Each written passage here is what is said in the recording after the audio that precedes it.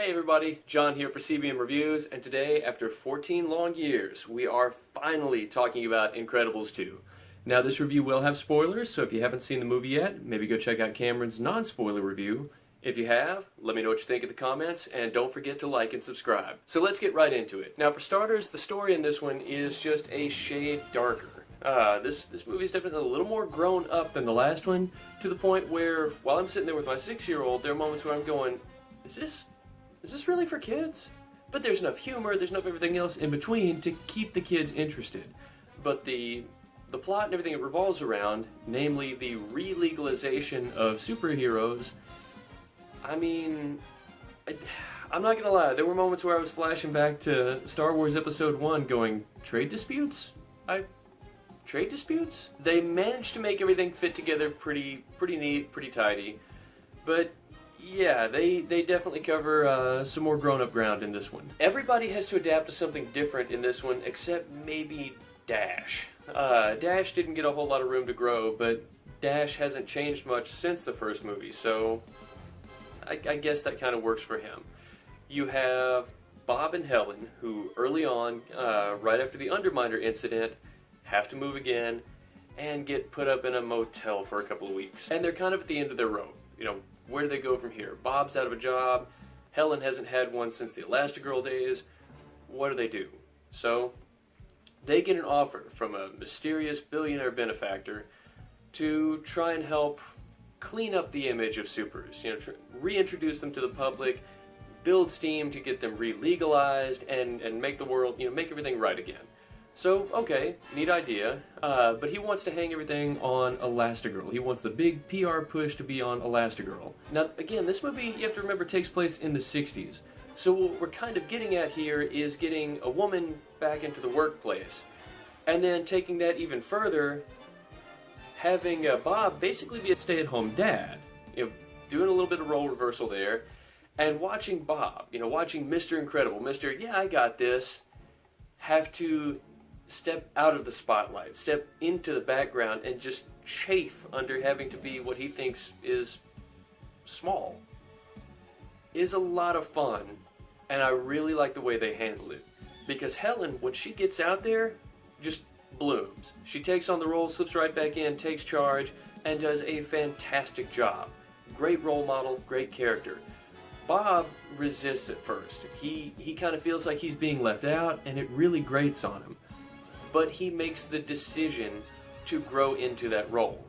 You see that you see in the trailer where he's trying to figure out how to help Dash with his math homework, where he's trying to help Violet navigate adolescence and boys and all this, where he's trying to be, you know, in charge of an infant who we know has all kinds of superpowers, but early on in the movie, Mom and the kids don't, and that makes for some interesting stuff later on. But what he does is decide, okay, you know what? I have to learn how to do math now. I have to try and help my daughter fix this whole thing with the boy. It's just really interesting how they put all that together, and it's nice to see that he doesn't become kind of an antagonist in his own right. You know, I really thought they handled that well. Violet's big struggle through the movie is, they never say puberty, they do say adolescence, and, you know, nothing further than that. But, you remember Tony, the boy from the first movie? Well, he kind of sees her without her mask on in the opening action sequence and gets a mind wipe courtesy of our old buddy, Rick, courtesy of Mr. Government Guy. And that kind of ends up wiping her out too. So Bob's got to try and help her fix that. It does not go well. She's moody, she is throwing stuff. We know what's going on. And she kind of has to grow to deal with that, forgive her dad, he apologizes to her, you know, again, all kinds of great family stuff. Jack's developing powers have their own subplot within the movie.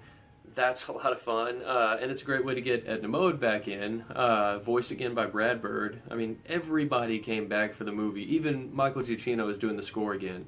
That great 60s kind of James Bond, brassy swagger score. Just love it, love it. There's a sequence with Jack fighting a raccoon early on that both serves to showcase the different powers he's developing, as well as just be one of the best comedic action sequences I've seen in a long time. Now, our villain in this movie is kind of a dual layer thing. You have the screen slaver who hypnotizes people with flashing screens, takes over them, makes them do stuff, but he turns out to be a red herring. Now this is where our big spoilers come in. He has a manifesto, the stuff that he talks about, I kind of wish that they'd explored a little bit more, because it kind of comes out of nowhere and then is never brought up again.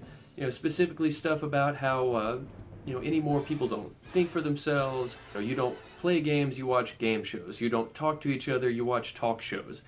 That's interesting stuff, and those are some big ideas to drop and then leave. That billionaire benefactor that I was telling you about earlier, the one that wants to re-legalize supers, well, he has a sister. The sister is the brains behind the whole organization, and he is the face. It's this huge telecom company. So you're thinking, okay, telecom company, guy wants to make supers legal again. Obviously, he's using everything at his disposal to come up with a red herring villain that they're going to catch easily, and boom, everything's fixed. And hey, sure, I did the wrong thing, but for the right reasons, right? Well, no, not necessarily. It's actually the sister that's the bad guy in this one, and it's one of those things where if you go back and you watch it, you're going, okay, how did I not see that coming? The setup for the brother to be the villain is so perfect and so clean, and just a little too obvious that when you get the turn that it is actually the sister, it's a surprise. Even though the little flags are there. You look at the lighting that they have her in as the movie goes on. You look at her appearance, how she becomes just a little bit more disheveled, just a little bit more sleepy, a little bit more sinister. But you're thinking, well, no, that's just because she's wearing herself thin, coming up with new gadgets, trying to help Elastigirl and this whole push, right?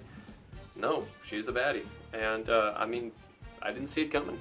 I did think it was kind of cool for the movie to take the risk of having a strong female protagonist with Helen and a strong female villain with Evelyn. Her beef with supers, and the reason that she wants this to fail and then to be made permanently illegal, is that her dad, their dad, had so much faith in supers that when his house was broken into, instead of calling the police, instead of going to the safe room, he kept trying to call supers. Well, nobody was going to pick up the phone because they were all illegal. They were all underground, and he was killed.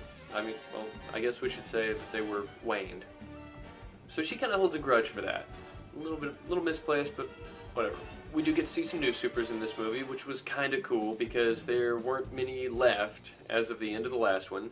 After watching Incredibles 2, went home, rewatched Incredibles 1. The lighting and animation in the first Incredibles was great. It looks a little rough now, but Pixar had a thing way back in the day where for a couple movies it had trouble getting rid of that shiny, polished, kind of plasticky look, and a lot of your background characters looked very just fake. As far as they've come now, the thing that really struck me in Incredibles 2, besides how fluid the animation was, and how instead of it feeling like they were at the very edge of the technology and doing the very best that they could, they had come to the point where they could make decisions that were purely stylistic, not because of limiting factors, but because that's what they wanted. If you look at the background characters now, instead of looking like they could have used just a few more passes, it's a very hard, stylized 60s aesthetic. If you look at some of the old cartoony advertisements from the 60s and stuff, that's what they're going for, and that's what they achieved, and they achieved it beautifully.